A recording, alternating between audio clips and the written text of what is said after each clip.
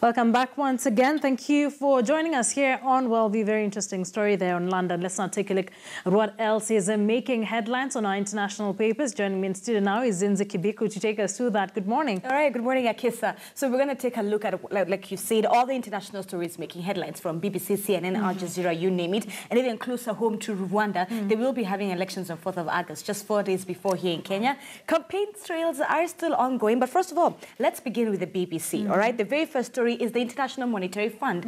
Their predictions on how the U.S. economy and that of UK is doing. So apparently the predictions for earlier this year were looking more brighter for both economies. To be more specific, UK, they forecast it will grow or rather expand by 2%. But right now with the current IMF report, the World Economic Outlook, that 2% dropped to about 1.7%. Wow. That's with the UK. With the US, they had predicted 2.3%. But where we're seeing it is at 2.1%. So for UK and US, according to the IMF, the economic policy outlook is not looking so well in this time round, rather in this part of the year.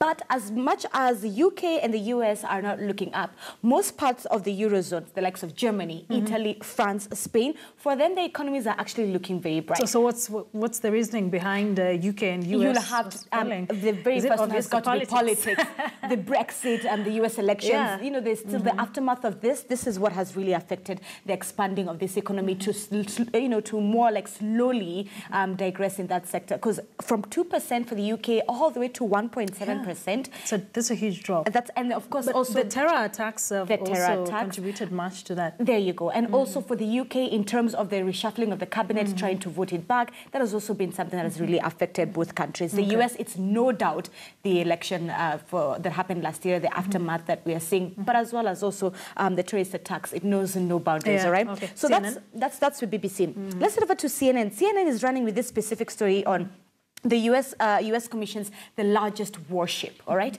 What does this mean for North Korea? What does this mean for Asia? But more importantly, what does this mean for the world? Here, the US has commissioned the largest warship. We know with the North Koreans, they've been launching missiles for the longest time, even long-term range missiles that we saw at the beginning of this year, to be more specific. But what does this mean, all right? So the US, they're sort of trying to still position themselves as supreme, all right? Supreme to the likes of North Korea. On top of that, China is not being left with this. China has also launched its second carrier as well as its most advanced destroyer. So you're taking a look at these power countries and how they're sort of positioning themselves military-wise, all right? North Korea, it has one of the largest military presence that we have in the world. Pyongyang has about 1.2 million men and women in uniform. This is after the likes of China, US, and India in terms of military power. So this new commission that we are seeing, warship to be more specific from the US, is sort of saying that as US, in terms of military presence, we're still here. Yeah, with the boss. With the boss. I would love to see how North Korea will respond to this. Definitely. All right. You said we have something on Rwanda as well. Let's head over to Rwanda. Times closer here home. Paul Kagame, like I told you, campaign trails are still ongoing. August 4th is slowly coming up for Paul Kagame. He just concluded his campaigns within the eastern province of the country. If there's something that he was echoing, there are three things. One, unity.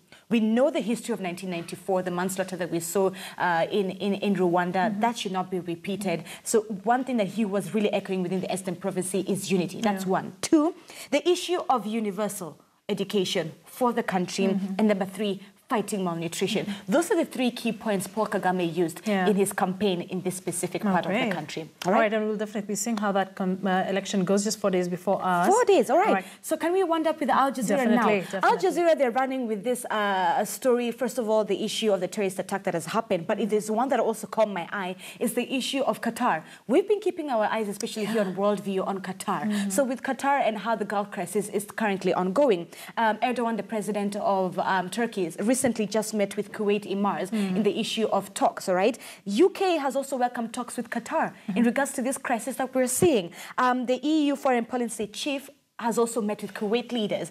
With the US, we know the Secretary General, US Secretary was there, but right now the US Army Commander has also met with Qatar. So does it mean there's an end in sight on this? From last week, what we saw with the US, they say that the end in sight may be a bit too far, but at least talks are beginning. There's a bit of conversation in regards to that and where this Qatar issue is with the Gulf crisis. So it's very important to see how Europe and how America are sort of handling these key issues, making sure that they're holding talks with the key people such as the Kuwait, Emirs, as well as Qatar, in order to see how to handle this Gulf crisis. Oh, and definitely here on Worldview, we continue to keep an eye on that particular situation, seeing whether they will be able, how it will unravel. Yeah, and whether Qatar will actually follow up on those demands. Definitely, definitely. Right. Thank you so much, Zinzi, for coming in. Zinzi Kibiko always here telling us what else is making headlines, so what else is big.